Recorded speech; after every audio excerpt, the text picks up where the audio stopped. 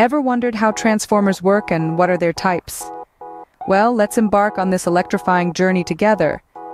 Transformers, in the realm of electrical engineering, are devices that transfer electrical energy between two or more circuits through electromagnetic induction. They play a pivotal role in our lives, from charging our mobile phones to powering our homes and industries. There's a diverse array of transformers, each with unique characteristics and applications. We'll be diving deep into the world of multiple secondary transformers, trapped secondaries, isolation transformers, and auto transformers. We'll also touch upon important concepts like transformer phasing and the dot notation, and it doesn't stop there.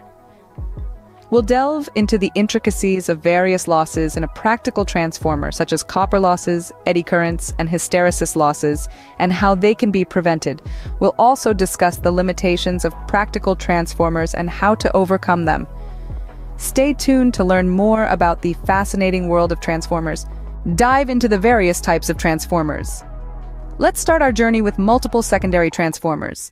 These are the multitaskers of transformers, capable of supplying power to more than one circuit at a time.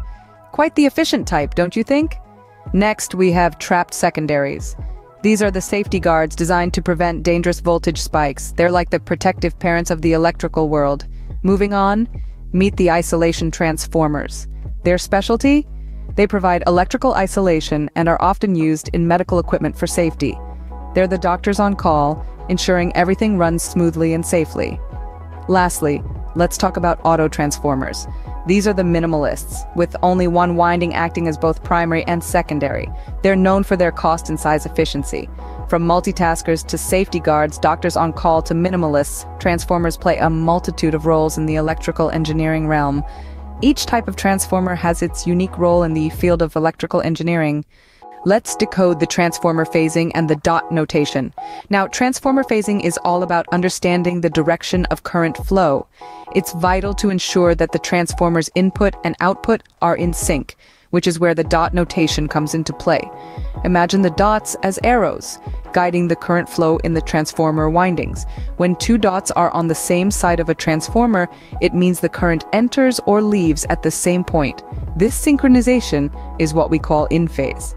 Conversely, if the dots are on opposite sides, it means the current enters one side and leaves the other, signifying an out-of-phase condition. So, the dot notation is not just a random symbol, but a crucial tool for transformer design and operation. Phasing and dot notation are crucial elements in understanding transformer functionality. Understanding these concepts helps in the effective and safe operation of electrical systems. Transformers are not perfect, they experience losses. Now, let's delve into the types of losses that transformers encounter and how we can prevent them to increase efficiency. First up, we have copper losses, which occur due to the resistance of the transformer's winding. When electrical energy is transformed into thermal energy, we have what we call I2R losses, or copper losses. However, this loss can be mitigated. By using larger diameter wire, the resistance is reduced, which in turn reduces the copper losses. But remember, there's a trade-off as larger wires are more expensive and heavier. Next, let's discuss eddy currents. These are circulating currents induced in the transformer core when it's subjected to alternating magnetic field. The outcome? Heat and energy loss. But fret not, we can minimize these losses. By using a core made of laminated steel plates instead of a solid piece, eddy current's path is disrupted, reducing their magnitude and thus the associated losses.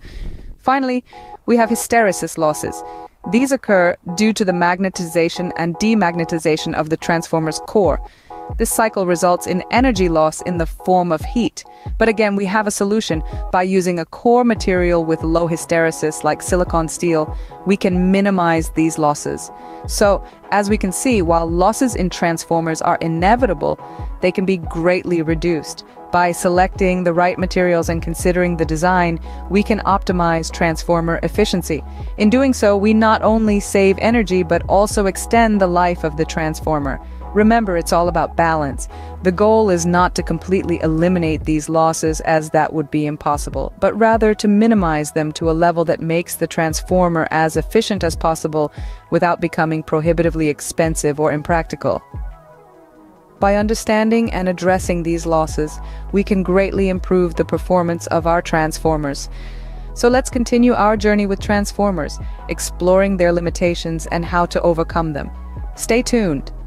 Like all devices, transformers have their limitations.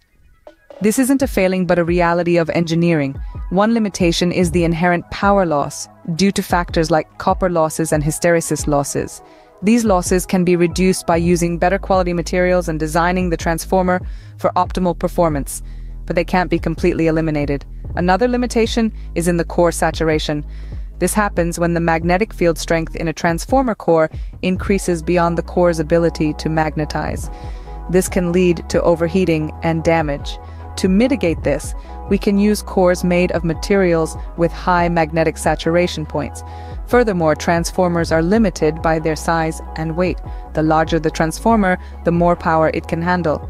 But this also means increased size and weight, which can be a disadvantage in certain applications. The solution? Custom designing transformers for specific applications, optimizing for size, weight, and power handling as needed. By acknowledging and addressing these limitations, we can make the most of our transformers. We've come a long way in our journey to understand transformers. We've delved into the heart of these powerhouses, exploring their types, from multiple secondary to auto transformers. We've taken a closer look at transformer phasing and the significance of the dot notation. Our journey didn't stop there. We've also uncovered the various losses that occur in a practical transformer, including copper losses and eddy currents. We've learned how these losses can be prevented and how to improve transformer efficiency. Furthermore, we've discussed the limitations of practical transformers and how they can be mitigated. From trapped secondaries to hysteresis losses, we've shown that while transformers have their limitations, there are always solutions and preventive measures. As we conclude, remember that the world of engineering is vast and exciting. There's always more to learn, more to discover.